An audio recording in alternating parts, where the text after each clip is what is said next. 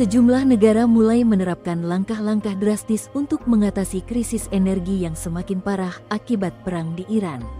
Asia merasakan dampaknya lebih dahulu, dan guncangan tersebut diperkirakan akan bergerak ke arah barat, menurut laporan Bank Investasi JP Morgan pekan lalu. Mengutip CNN.com, Selasa, tanggal 31 Maret tahun 2026, berikut sejumlah langkah yang diambil berbagai negara.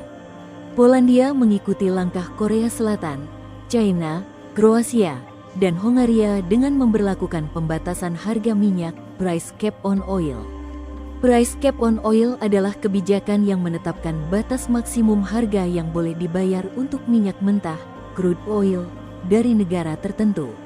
Tujuannya untuk menekan pendapatan negara pengekspor sekaligus menjaga stabilitas pasokan energi global. Prancis menerapkan subsidi bahan bakar yang ditargetkan untuk sektor transportasi, pertanian, dan perikanan. Negara tersebut juga memiliki kebijakan untuk membantu rumah tangga berpenghasilan rendah membayar tagihan energi mereka, kata Menteri Keuangan pada Jumat, tanggal 27 Maret tahun 2026. Perdana Menteri Yordania memberlakukan sejumlah langkah penghematan energi pada Senin, tanggal 30 Maret tahun 2026.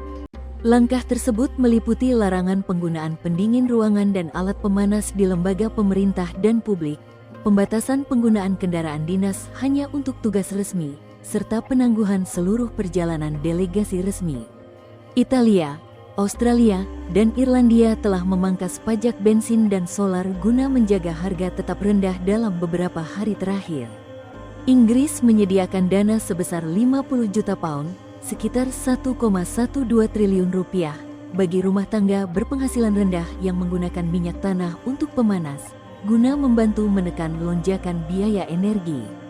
Tidak seperti kebanyakan rumah tangga di Inggris, kelompok ini tidak tercakup dalam kebijakan pembatasan harga energi yang sudah ada.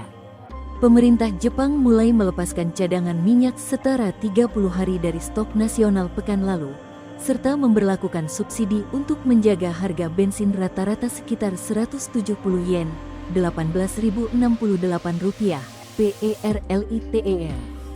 Filipina menjadi negara pertama yang menetapkan status darurat nasional akibat krisis energi pekan lalu. Pemerintahnya memperkenalkan subsidi bahan bakar dan langkah lain untuk menekan biaya transportasi, serta mencegah penimbunan dan praktik pengambilan keuntungan yang tidak wajar. Sementara itu, Mesir menerapkan langkah sementara untuk menekan konsumsi energi, seperti penerapan sebagian kerja jarak jauh (WFH), memperlambat proyek-proyek yang boros bahan bakar, serta membatasi jam operasional toko. Kini, toko dan kafe diwajibkan tutup pukul 21 waktu setempat. Hal ini merupakan perubahan signifikan bagi Kairo, di mana aktivitas bisnis biasanya berlangsung hingga larut malam. Krisis kemanusiaan di Afrika memburuk. Komite Penyelamatan Internasional, International Rescue Committee, IRC, memperingatkan pada Senin, tanggal 30 Maret tahun 2026, bahwa dampak berantai perang Iran, berupa kenaikan harga bahan bakar dan gangguan rantai pasokan, mengancam operasi kemanusiaan di Afrika. Yang terjadi saat ini adalah krisis logistik yang berkembang menjadi ancaman kemanusiaan serius, ujar IRC dalam pernyataannya. Bahan bakar adalah tulang punggung respons kemanusiaan. Bahan bakar menggerakkan rumah sakit, menjaga vaksin tetap dingin, memungkinkan ambulans beroperasi, serta memastikan bantuan mencapai wilayah terpencil yang terdampak konflik.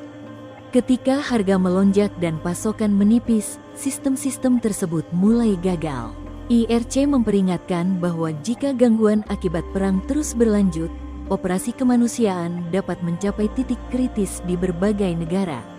Sudan, pasokan farmasi IRC senilai $130.000, $2,21 miliar untuk 20.000 orang tertahan di Dubai. Republik Demokratik Kongo, biaya transportasi yang meningkat menghambat distribusi bantuan. Somalia, lebih dari 600 kotak makanan terapetik untuk 1.000 anak malnutrisi tertahan di India. Nigeria, klinik menghadapi ancaman pengurangan layanan karena biaya bahan bakar generator melonjak. IRC juga menekankan bahwa krisis ini terjadi saat sistem kemanusiaan global sudah tertekan akibat pemotongan bantuan internasional pada tahun sebelumnya. Mengapa perang di Iran memicu krisis energi global? Serangan AS Israel terhadap Iran pada tanggal 28 Februari tahun 2026 mengguncang pasar energi global. Sebagai respons, Iran secara efektif menutup Selat Hormuz dengan mengancam jalur pelayaran, sehingga sekitar 1/5 pasokan minyak dan gas dunia terganggu dalam waktu singkat. Dalam 2 minggu, harga minyak melonjak dari $71 menjadi lebih dari $100 per barel. Sebelum konflik, sekitar 100-150 kapal tanker melintasi selat tersebut setiap hari, membawa sekitar 20 juta barel minyak. Kini, jumlahnya menyusut drastis.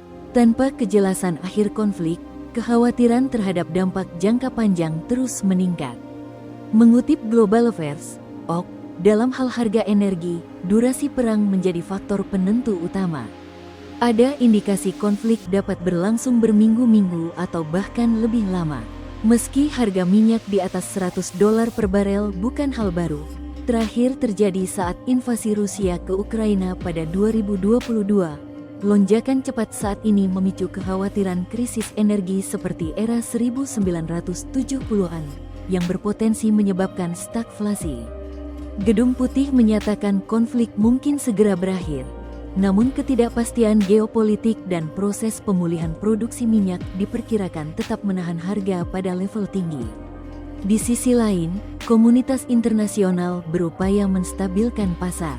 Badan Energi Internasional (IEA) mengumumkan rencana pelepasan hingga 400 juta barel minyak dari cadangan strategis yang terbesar dalam sejarah. Namun, para analis menilai langkah tersebut belum cukup untuk mengimbangi potensi kehilangan pasokan hingga 15 juta barel per hari.